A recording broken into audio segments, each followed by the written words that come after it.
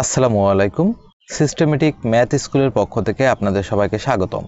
আমি মোহাম্মদ তরিকুল ইসলাম। আজকের ভিডিওতে যে বিষয়টি আলোচনা করব সেটি হলো 19তম শিক্ষক নিবন্ধন প্রিলিমিনারি পরীক্ষাতে গণিত কিভাবে শর্টকাটে করবেন, অথবা 11 থেকে 20 গ্রেডের সরকারি যে চাকরিগুলো আছে সেখানে কিভাবে খুব সহজে যে কোনো অঙ্কের সমাধান মাত্র কয়েক সেকেন্ডে করে ফেলতে পারেন সেই বিষয়টি। গত ভিডিওতে আমরা আলোচনা করেছিলাম গণিতের প্রথম পর্ব। আজকের ভিডিওতে আমরা আলোচনা করব দ্বিতীয় পর্ব। এমন কিছু অঙ্কের টেকনিক আমরা দেখতে পাবো যে অঙ্কগুলো সাধারণত বিভিন্ন প্রতিযোগিতামূলক পরীক্ষাতে খুব বেশি এসে থাকে। চলুন বন্ধুরা দেখি তাহলে। দুইটি সংখ্যার অনুপাত 5:6 এবং তাদের লসাগু 120। সংখ্যা দুইটির গসাগু কত? সেক্ষেত্রে আমরা খুব সহজে যেভাবে করব, এই লসাগুর যে মানটি আছে সেটিকে আমাদের দিতে হবে হলো লবে, অর্থাৎ 120। এবার আমরা হরে দিব হলো এই যে অনুপাত দুইটি আছে এই দুইটির গুণফল, অর্থাৎ 5 আর 6 গুণ করলে 5×30।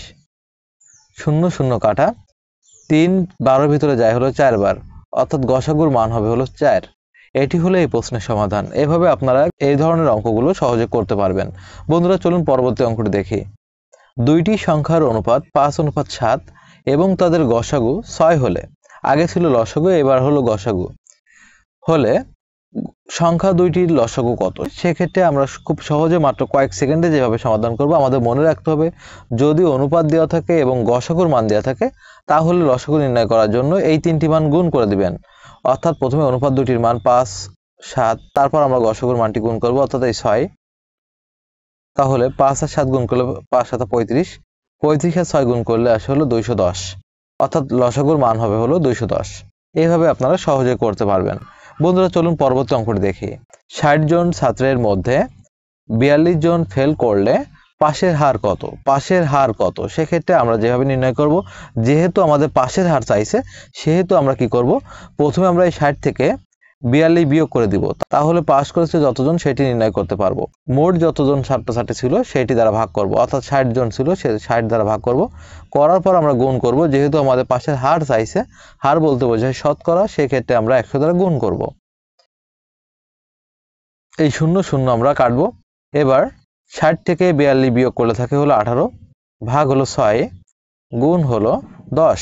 এবার 6 দ্বারা 18কে কাটলে থাকে 3, 3 আর এই 10 গুণ করলে 3 10কে 30, অর্থাৎ 30%, অর্থাৎ 30% হবে হলো পাশের হার।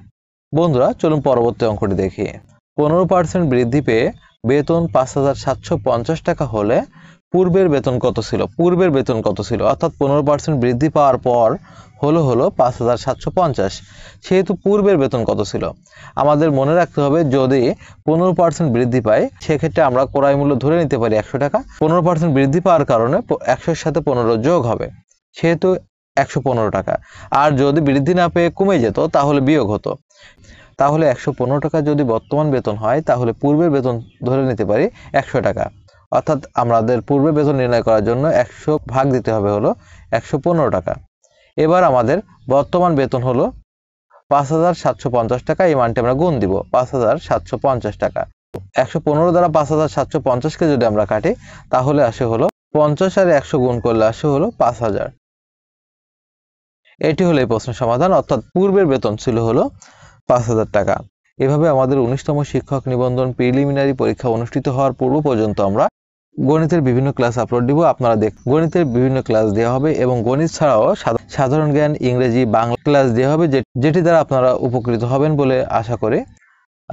যদি আমাদের ভিডিওটি ভালো লাগে তাহলে লাইক, কমেন্ট, শেয়ার করবেন। আর যারা নতুন আছেন ভিডিওটি দেখছেন, অঙ্কের এমন আরও অনেক টেকনিক শিখতে বা জানতে আমার আইডিটি ফলো দিয়ে রাখবেন। আর যারা আমার ইউটিউব চ্যানেল থেকে ভিডিও দেখছেন তারা আমার ইউটিউব চ্যানেলকে সাবস্ক্রাইব করতে ভুলবেন না।